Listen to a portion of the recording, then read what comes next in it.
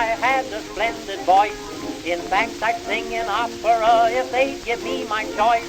I wrote to Oscar Hammerstein that I would be his star. He said, come down and sing for me, and I'll see how good you are. And I don't suppose I'll do it again for months and months and months. No, I don't suppose I'll do it again for months and months and months.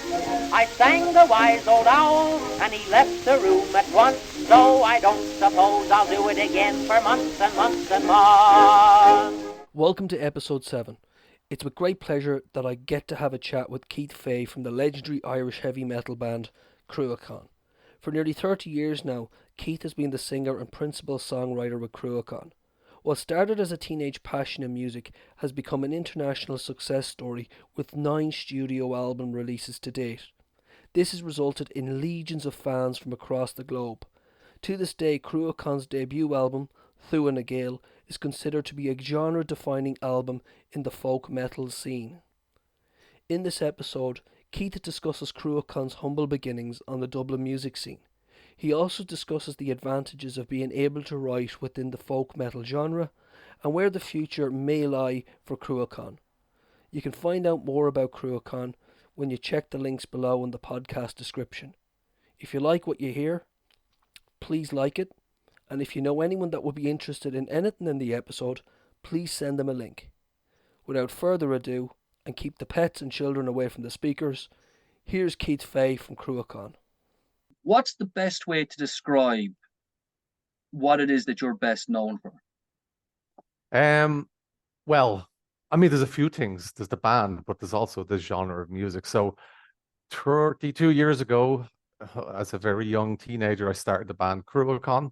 We originally called Minas Tirith. We were doing some very avant-garde experimental music. Like, you know, I'm 13 years of age at that time. It's hard to even take it serious, but that's the age I was when I wrote the first Cruachan album. That's now a cult classic. But back then, I wanted to do experimental stuff. My first band, actually at 12 years of age, was a death metal band called Crypt. I was the vocalist. Guys much older than me were doing death metal. I remember being super excited about a band from the US, a death metal band called Nocturnus. They were billed as death metal with keyboards. And I remember thinking that's the most unbelievable thing I've ever heard in my life, putting keyboard in a death metal band. Wow. And I wanted to do, I pitched it to the guys in Crypt. They were like, oh, little Keith, no, don't be silly. We can't put stuff like that in death metal. That's ridiculous. At the time, I was getting into folk music. Again, all this, as I'm talking about, like some like sagely guru here. I'm 13 years old. This is the guy I'm talking about. I got into folk music. I wanted to mix folk music with metal. I left Crypt. I started my own band. And right there was the beginning of the whole folk metal genre. There was Skyclad in England. They started before us. First album, very thrash metal kind of album, but they had a few folky influences. Then Cruachan came along. And that's it. Yeah, Cruachan was born, and along with it came the genre of folk metal. Great. So at 12, 13 years of age, I'm just trying to think back to Dublin back then. What was the metal scene like? Or was there one? Or was it quite limited? Or was it quite big? Or It was big enough. I mean, I would have experienced it when I was around the 14, 15 years of age mark. When I was 12 and 13, again, I absolutely playing in those bands, but I always looked up to my brother John, who's 5 years older than me, and it was the little brother, big brother thing. It's like, oh, my big brother listens to Slayer, so therefore I am listening to Slayer. So he would have been involved in the metal scene, not so much involved. He wasn't in a band or anything, but that's how I got exposure to it. When I got that little bit older and I could go in and see it for myself, it was great. You know, as part of this culture, I felt like I belonged. And only when I started really getting into the band, the music side of things and starting to play live, which would be towards the mid to late 90s, that's when I seen the kind of, not the darker side of the metal scene, but the things that I still criticize today. There's a lot of begrudgery. There's a lot of one-upmanship in the Irish metal scene that just does not happen throughout the rest of Europe. If you're in a band and you're in a competition with another band in Finland or Germany, you're helping each other out. You're doing everything to help that band. In the Irish metal scene, as I first picked up on as a 14-year-old kid, and I still comment on in interviews today as I hit my 50s. I nearly said my 1950s. As I hit my 50s, nothing has changed. There's still that weird little sense of begrudgery. I notice it. I see it. It's not very prevalent, but it is there. There's a little bit of yeah, and it's like that Irish sketch. You see it in a few comedy shows. It's a real Irish thing. I can't remember the TV show. Guy sits down at the bar talking about the new car he got and the new house he probably got. And this friend is like, "Oh, that's so cool." Guy leaves the bar and the other like, "You fucking prick," showing off his.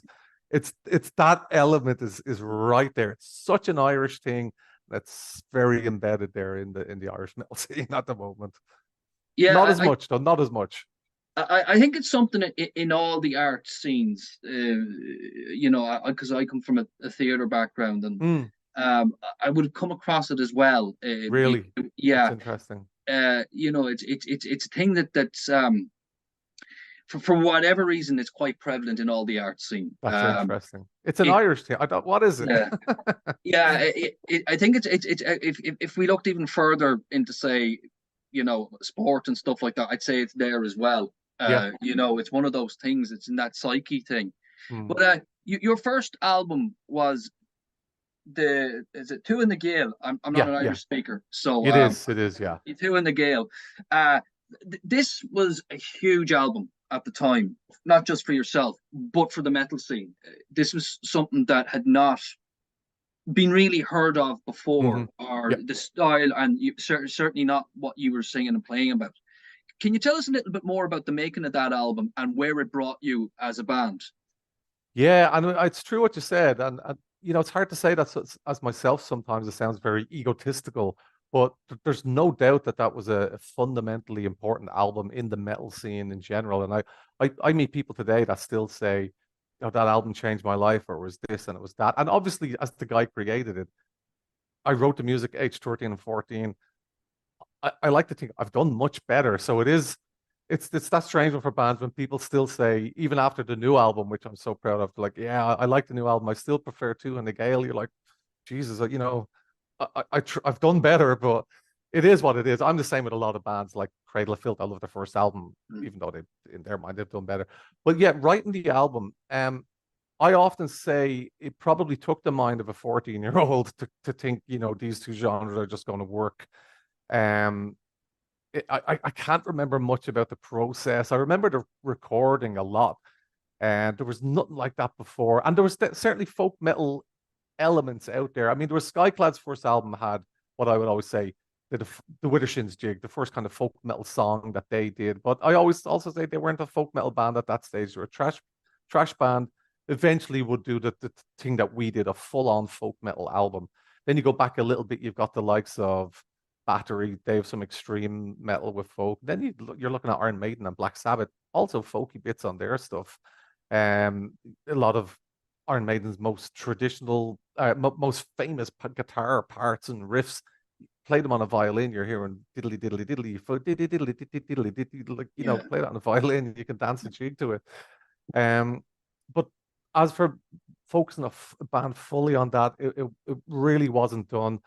I wanted to write music about Irish mythology and history, that type of thing. And that's where the whole music came from. I was listening to folk music. It went from being the uncool music that my dad likes to something that really gripped me and just got into my heart and soul, plus metal. I was really into black metal at the time. The Norwegian black metal explosion was happening around 1992, 93, and that's like I was full on into that. That's why Tuatha Na Gael, you'll hear it's pretty extreme. There's blast beats and black metal vocals, and then the next few albums after that, we toned it right down, eventually working it back in. But the writing process, man, that's a blur. I know the first few songs, my brother John, who was a founding member, we did work together, which is interesting because I like to work alone. I'm very, I don't know what the word is, but I just, there's a lot of people that just like to work on their own, composing, that type of thing. And when I go to studio, then when the band get involved, say, this isn't working, that's not working. But back then I was collaborating again as the 14-year-old kid with my brother. He was definitely involved for at least one or two songs. But I can remember writing Cuchulainn. I purposely wanted a song that wasn't constantly going back to, a key melody or riff, the star melody of the song. I wanted to go from one cool bit to a next, to a next, to a next, to a next part, that the song would start and finish, and we've never repeated any kind of section in it. Now, I didn't do that when I was writing Cuchulainn. I thought, no, this is actually a bit mad. Let's actually do a little bit of repetition so the song makes sense Um, Recording the album, we did it with Paul Thomas, U2's producer from the early U2 albums. I think, what was I? I was 14 or 15 when we were recording that in the recording studio. It was through the night. Again, the rest of the guys in the band, even in Cruachan, were older than me. We did 4 nights. And then the album came out, and the reaction was phenomenal. There's a lot of errors and issues with the album recording. I was so adamant we wouldn't use click tracks or metronomes. We had to play everything live. I mean, I've completely I changed within 2 years. I realized, well, you have to work this way. It makes sense. But that Tuatha Na Gael is recorded completely live. We did some overdubs. Again, when there's no click track, it's hard to do an overdub because the tempo is all over the place. We did a few, and I can even remember when we bounced, doing some bounces when we finished. I remember like an acoustic guitar came in too loud. This is the final master being created, and I can see Paul Thomas lowered the acoustic down in the final mix. Every time that song comes on, I hear the acoustic get lowered down. It's like, geez, you just don't do that. But either way, it had an amazing reaction. And that's we got the interest from some of the biggest record labels at the day, including Century Media Records. The first time I ever got a passport was to get a flight to Germany to meet Century Media. Now, we'd also got a manager at that time, and he advised not to sign the record deal with Century Media, and the rest is history, as they say. In hindsight, we probably should have signed the record deal, because it's pretty much no different to the ones we signed soon afterwards. In our entire time on Hammerheart Records, when we worked with Shane MacGowan, we did top 40 hit with Ride On with Shane MacGowan as guest vocals.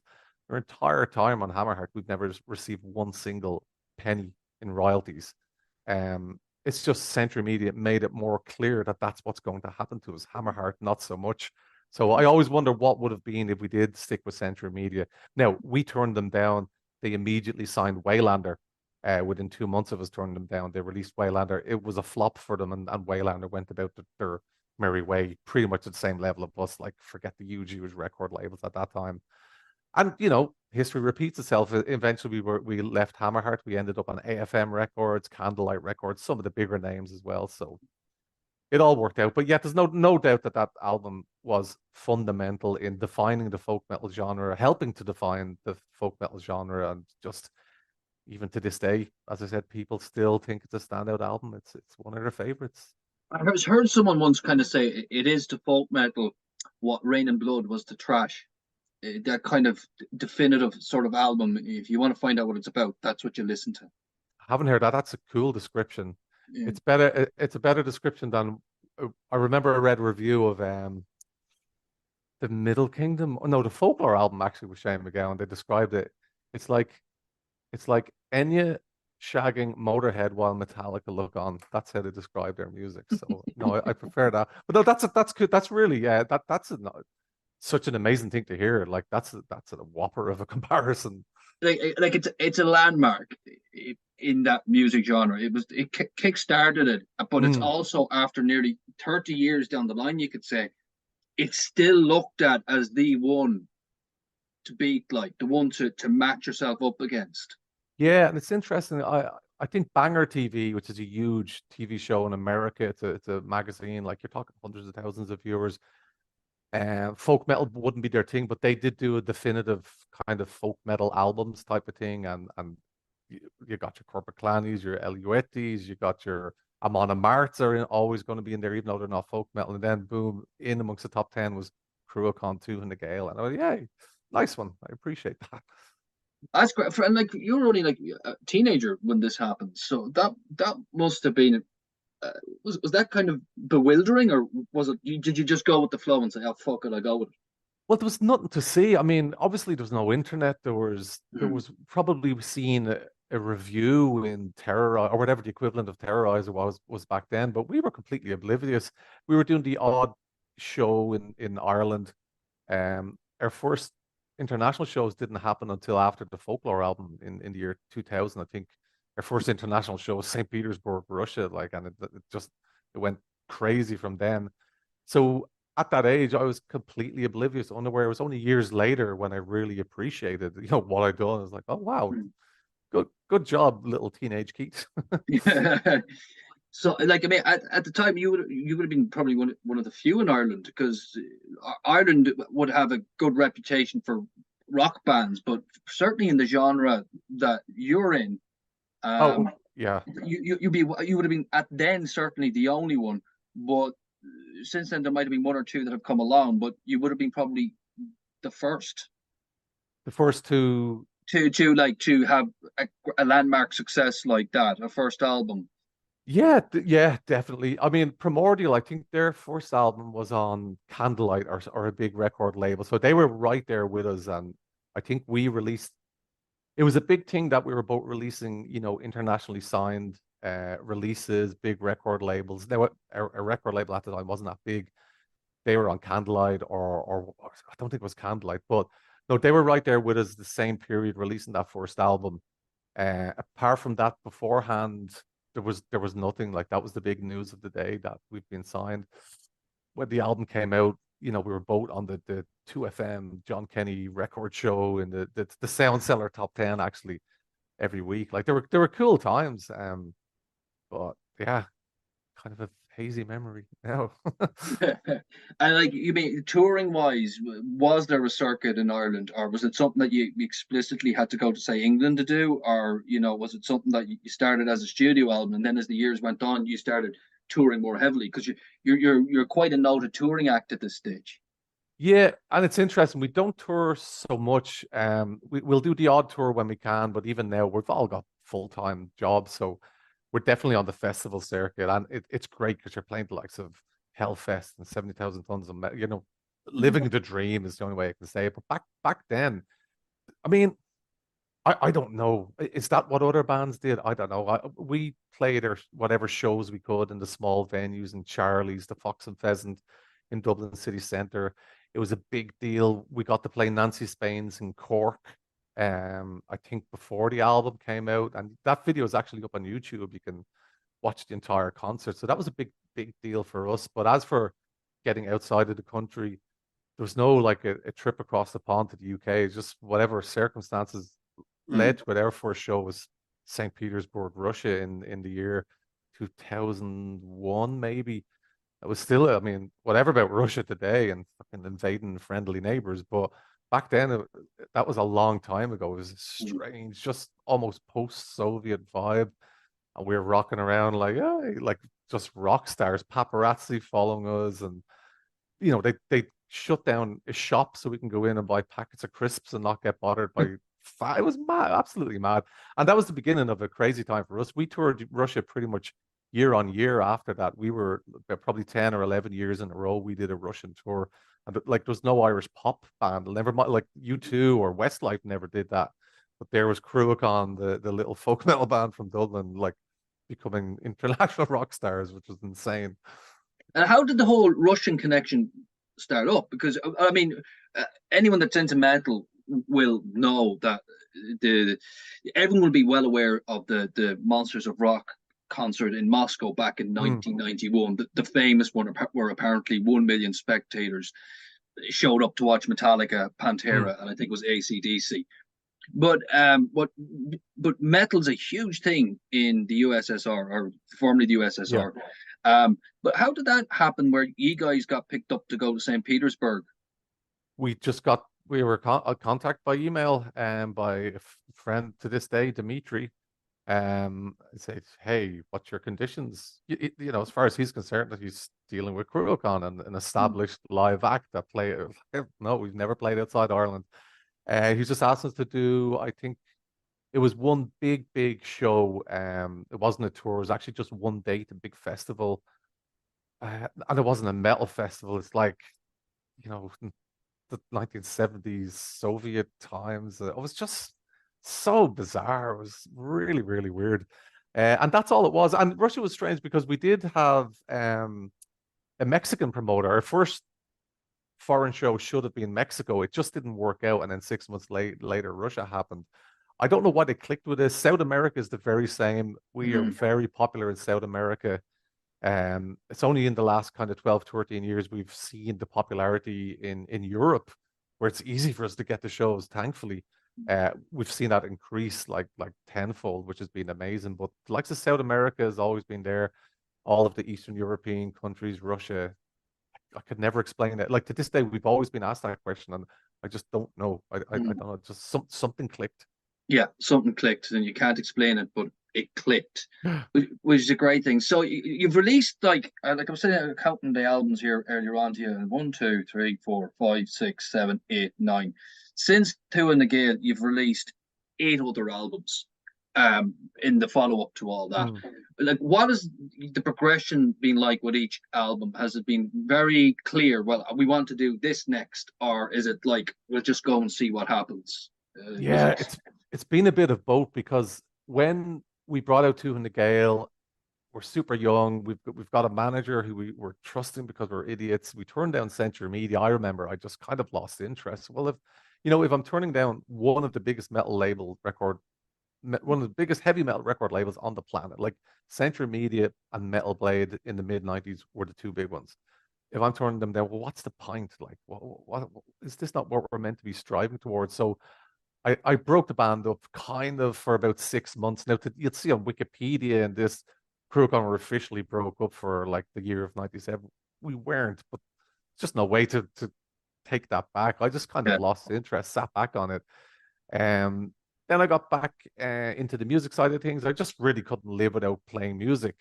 But you could hear a lot of my different tastes got in. Like the Middle Kingdom album couldn't be more, well, it's not very different, but still got all the folky stuff. But the heavy metal side, like the blast beats and black metal extremities, are gone. It's more heavy metal / thrash metal. And we brought in Karen Gilligan as our main vocalist then. And for the next few albums with Folklore and Pagan, we kept that kind of vibe going, gradually getting a little bit heavier on each album. Karen left after the Pagan album, and then I kind of made a decision then, we're not going to replace Karen. I'm going to become the main vocalist, go back to a bit of the aggressive, screamy death metal vocals I did, and bring a bit more of that extremity, because I was getting more and more back into that kind of heavier side of music. And a lot of heavier bands are also very melodic. It's not like the early 90s when it's just be as noisy as you could. So it suited me. I love melodies, I love music, but I love extremities and heaviness. Then we signed with Candlelight Records. We did Blood on the Black Robe, and I always say that album and the ones that followed right up to date, that was almost like a rebirth. We're very confident at what we're doing. We know what we're doing. There's some heaviness, there's extremity, but some really cool folk music. And around that time, and with the Morrigan's call before it on AFM Records, we were bringing a bit of classical music in. I love class. I would listen to classical music all day, and probably a little bit of metal throughout the day. For me, it's classical music, some folk music, and a bit of metal. So I wanted to get classical music into our music as much as I could. You could hear it creeping in around Blood on the Black Robe, more so. And then The Living and the Dead, you could almost argue, was a folk / classical music / metal album. There's so much classical music on that new album, and I could not be more proud. I wanted to do something like the Living and the Dead for so long. Have really competent sounding cello pieces, string sections that isn't just me on the keyboard. It's the actual strings. It's me and Audrey working this beautiful classical stuff into the music. So if you compare Living in the Dead with the Tuatha Na Gael, it doesn't tell the whole story. The extremities on both of them, but there's this kind of weird period where the metal was there, just not as extreme. So yeah, there's no real goals since Blood on the Black Robe and the Blood trilogy. There's been a very focused approach to what Cruachan are and the music that we do. And you can hear it through all that period of albums right up to the latest one. It's like, it strikes me what you're saying there, how you started, the way you started with Tuatha Na Gael and how you've ended up at The Living and the Dead, that folk metal. Now, I'll be honest in saying it's not something that I'm overly familiar with, but it's something that that as musicians, it allows you to be more experimental with what you do. Say, compared to so I'd be more thrash, Slayer. Yeah. If they so much as bring a ukulele into it, we're freaking out. You know what I mean? Exactly. Where with you guys and what you do, nearly experimentation is expected. Would that be fair to say? Absolutely. I mean, like, you look at those last few albums, you look at all our albums, the only thing you can rely on being consistent is the folk music, because it's a free for all in every other way. The last few albums, you're going to hear straight up new wave of British heavy metal. You're going to hear thrash metal. You're going to hear death metal. You're going to hear black metal. And sometimes that bothers people. I've seen some of the more critical reviews saying, they really should pick a style and stick to it. I'm like, no, this is our style. I just write what feels good and what feels good to me. And like, I love all metal. I love so many different genres of music. So that's their niche, it's folk / classical / every type of metal. That's our genre right there. Kaleidoscope metal. Let's change it. Kaleidoscope metal sounds good, actually. Yeah. And your fans, like people, a lot of the listeners now who would listen to this podcast would not be into metal at all. Most of them would probably not even know the name of metal bands. But the one thing that has to be said about metal is that its fans are very dedicated. Extremely dedicated to the cause. How are your fans? Are they, are they waiting with bated breath for each album release? How do they react to it? Yeah, I mean, we've got some great fans, but there's no definitive Cruachan fan. I remember at our last show in Dublin, I think it was our 30-year anniversary. It was either the last one or the one before that. You can buy your box standard ticket, come in on the door. We also had a VIP package. You charge a few quid more, you get a goodie bag, but I think it was like signed vinyl and t-shirts. It's a decent package. But you also get to come backstage, hang out with us, get a photo taken. So we 10 tickets. They were sold out within, like, they were probably 100 quid or 150 quid. But you're getting that amount of merchandise. Remember that. We're not ripping anyone off. But they were gone within like a day, 2 days. And they were for me, they were the hardcore fans at that gig. And I remember when they came backstage, you could not pick a more diverse range of people, like from introverted to extroverted and everyone in between. Like, there's definitely no defining Cruachan fan, which is, it's like our music in it. There's no definitive Cruachan song. Yeah. Because that's Cruachan. So that's probably a good way to sum our fans up. They're just like us, just a big mix. What I'm picking up here is that there's something in it for everybody. It's not kind of just. There really is. Yeah, there's something there for everybody. Absolutely, man. For so many years, I'll have Cruachan fans comment saying, "Oh, I was playing whatever album, and my wife, who's not into metal, is like, who's that?" My mother, my elderly parents now are fans of Cruachan. Oh, they probably don't like the screamy too much, but then the music, whatever, and they're like, yeah, absolutely. Well, I don't know if you knew we submitted a song for Eurovision last year, and it made the news. So I was on News Talk here in Ireland. I was on Today FM because there was a big cry for something different in Eurovision. In the end, it didn't get through. Now, we actually made it to the last 10. And then 6 were chosen to go on to RTE. And we're trying again this year, actually. But when we released that Eurovision song, the amount of people who had no interest in metal music that just latched onto it, who were either saying, okay, it's not my cup of tea, but, they should have gave Cruachan a chance, or were saying, I've never listened to metal. Is this what it sounds like? This is great. And then they started exploring the Cruachan back catalogue, finding an album they liked, an album they thought was too extreme, or realizing extreme is actually something they're now. We've had somebody get in touch and said they've never listened to an extreme metal album in their life. They were very adverse at the thoughts of it, and is the latest one, The Living and the Dead, because of the Blacksmith Eurovision song. They're like, this is incredible. I can't believe I've like almost 40 years of extreme metal to try and catch up on as they're hitting their 60s. Thought that was amazing. I think what's happening at the moment is that I know what happened with me during the lockdowns, that I discovered there's a big bad world out there, and I only know about 10% of it. Yeah. And even if I know 10%, 10% of 1% is probably a better description of that. But people are beginning to realize there's more out there. It's not just what you're seeing on RT1 or Network 2 or whatever it's called now, or Channel 4 or whatever it is. The internet has opened it up a lot more. where people now can go out and find what they want to watch or what they want to listen to. Mm. Had it not been for the internet, I probably would not have heard of Cruachan. I wouldn't have been able to listen to your stuff on YouTube, and the internet has it really introduced us, hasn't it, to Mm. more Yeah, things. yeah, absolutely. And like people criticize it, people say it's lazy. I'm always on the other side. Like Spotify, I know it's a pain in the ass, and I know exactly the amount of money I make from Spotify, but I also use Spotify, and I have an account on there, so it'll usually play what I tell it to play. But I miss the days when I didn't pay the few quid a month, and I try to listen to like Metallica and Justice for All, and they play two songs, then they play songs similar, and I'm like, oh, who's this? This is Mm. amazing. And I'm on the app and I'm writing down who that band is. I ended up down some insane like rabbit holes with that old version of Spotify. And I know I can do that. There's radio, they have channels based on what you listen to, and they'll throw in Mm. lots of suggestions. I think that's fantastic. And it's the same with YouTube, just random things just popping up because of the way the algorithms work.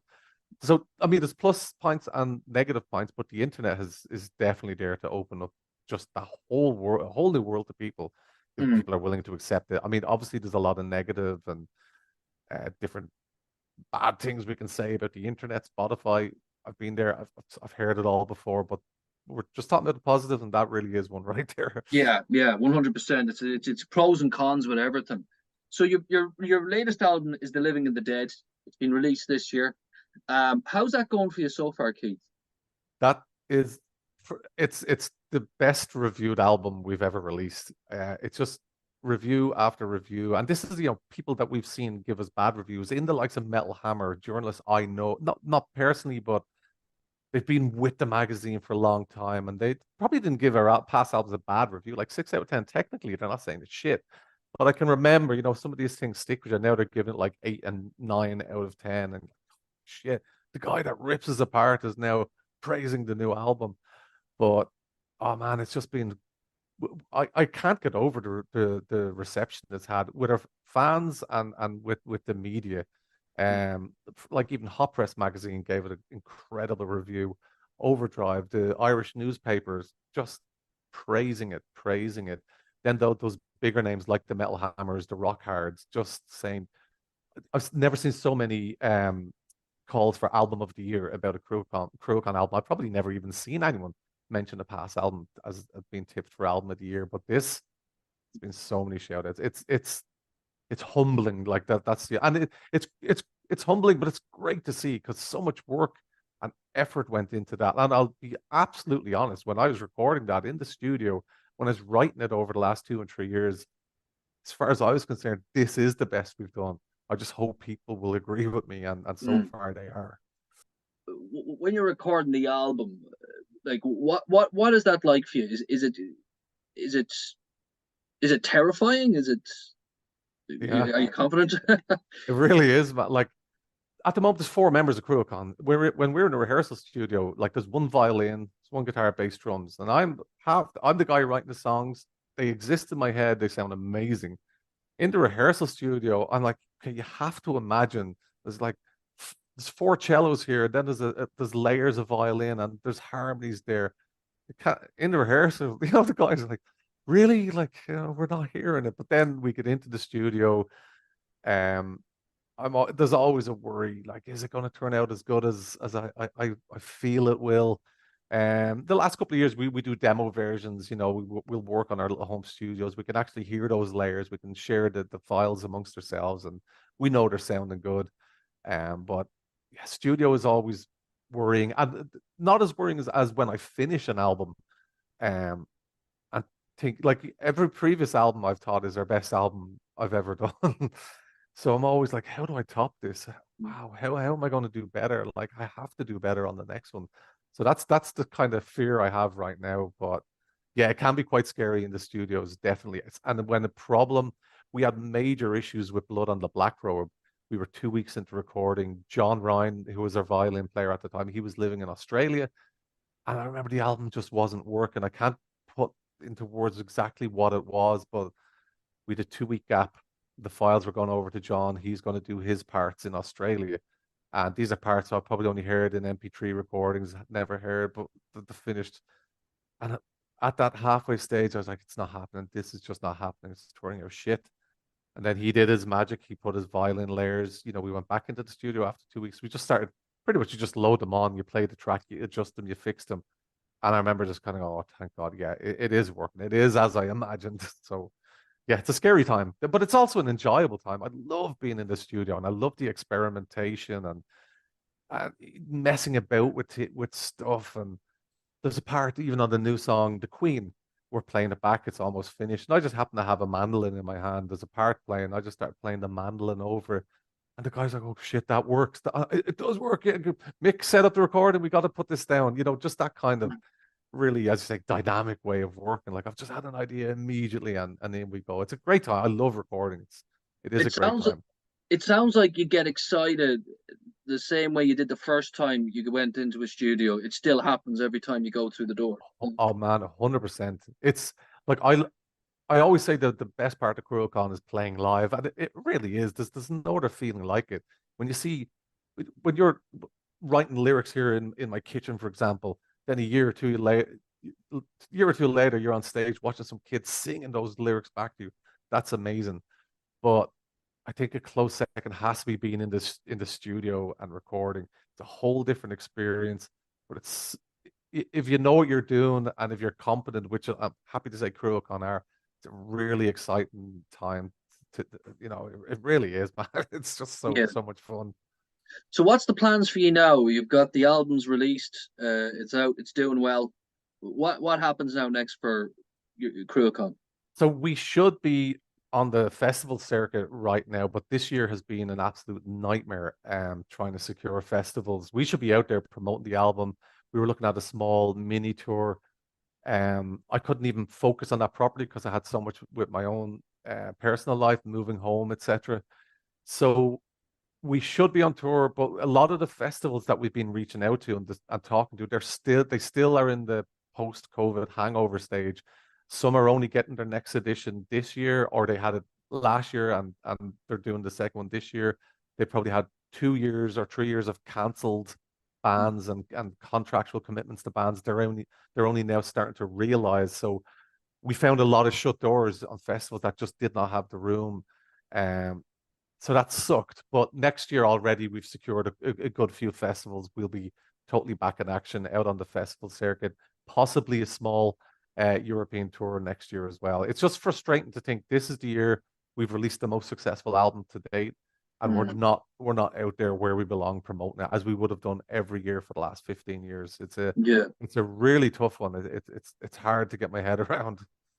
Yeah, it must be kind of I wouldn't say disheartening, but it's certainly kind of one of those It is it's this, like I'm looking at bands I know well and we meet on tour. I'm looking at their pictures up on Facebook. I'm totally aware like we should be out there part of this, but no, I take heart in the fact that things are going right. It's not like we've just suddenly disappeared. Festivals have been getting in touch with me. We're securing appearances. I've been getting in touch with other festivals.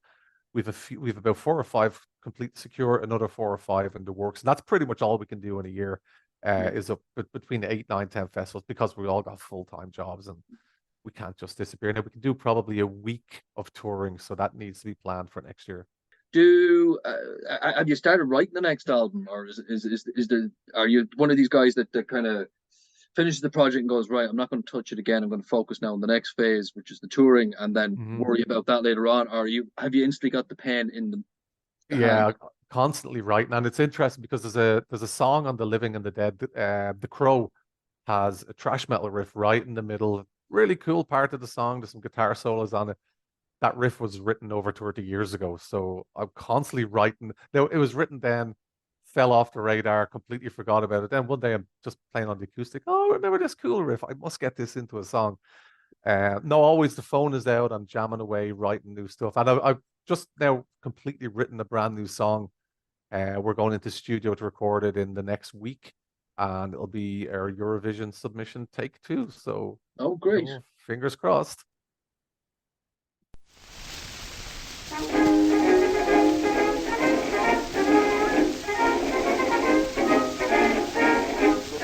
So that wraps up this episode.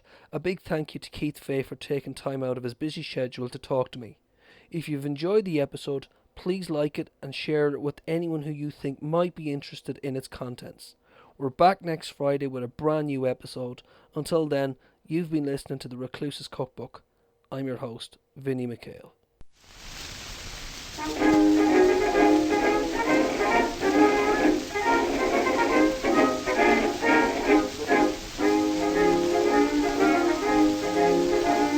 My mother always told me that I had a splendid voice. In fact, I'd sing in opera if they'd give me my choice. I wrote to Oscar Hammerstein that I would be his star. He said, come down and sing for me, and I'll see how good you are. And I don't suppose I'll do it again for months and months and months. No, I don't suppose I'll do it again for months and months and months. I sang the wise old owl, and he left the room at once. So I don't suppose I'll do it again for months and months and months.